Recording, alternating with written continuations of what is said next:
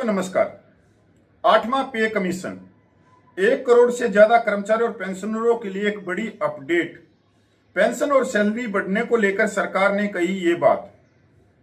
साथियों पूरी खबर पे चलते हैं क्योंकि ये खबर आप लोगों से संबंधित है।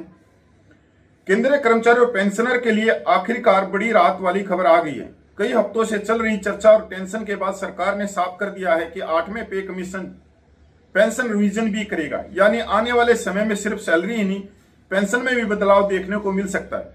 यह जानकारी वित्त मंत्रालय ने राज्यसभा में और लोकसभा में दी, जिसके बाद लाखों पेंशनर ने राहत की सांस ली। और राहत की सांस क्यों ली?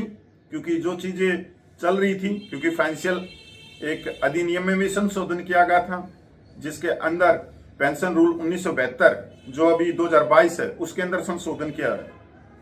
हाँ बिल्कुल करेगा। राज्यसभा में पूछे गए सवाल पर वित्त राज्य मंत्री पंकज चौधरी ने बताया कि 8वें पे कमीशन का काम वेतन, भत्ते, पेंशन तीनों पर सिफारिश देना है।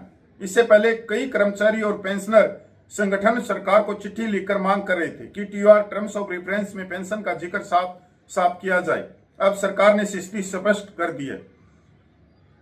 कर्मचारियों के मन में सबसे बड़ा सवाल था कि क्या डीए को बेसिक सैलरी में जोड़ा जाएगा। सरकार ने इसका जवाब साफ साफ नहीं दिया। पंकज चौधरी ने संसद में बताया कि डीए को बेसिक पे में मर्ज करने का कोई प्रस्ताव सरकार के पास नहीं है। मतलब सरकार ने बिल्कुल साफ भी नहीं किया और ये कह के पल्ला झाड़ लिया कि कोई विचार नहीं है अभी तक कि विचार आ रहा हो डीए मर्ज करने का। डीए को बेसिक पे मर्ज करने का कोई प्रस्ताव सरकार के पास नहीं है। हालांकि यूनियनों की हमेशा से मांग रही है कि डीए जब 50% पार कर जाए तो उसे बेसिक में मिला देना चाहिए, लेकिन फिलहाल सरकार ऐसा कोई कदम नहीं उठा रही है। हाँ, सरकार ने 3 नवंबर 2025 को आधिकारिक रूप से 8वां पे कमीशन का गठन कर दिया है। इसमें चेयरमैन और सदस्य भी नियुक्त कर दिए गए हैं और टर्म्स ऑफ रेफरेंस भी जारी हो चुके हैं। इन्हीं टीआर के आधार पर पे कमीशन सैलरी स्ट्रक्चर, भत्ते, पेंशन और सिस्टम से जुड़े बड़े बदलाव पर अपनी रिपोर्ट तैयार करेगा। पेंशन रिवीजन होगा, पे स्ट्रक्चर में बदलाव की संभावना है, भत्तों पर नए नियम आएंगे। ये बात एक बड़ी आ रही है कि भत्तों पर नए नियम आएंगे, जो अलाउंस हैं उन पर बड़े नियम आएंगे। तो देखते हैं आगे चलकर कि क्या नियम आएंगे। अगर मैं चिंता करूं भारतीय सैनिकों की, अर्धसैनिक बलों की, तो वहां अलाउंस बिल्कुल अलग अलग है।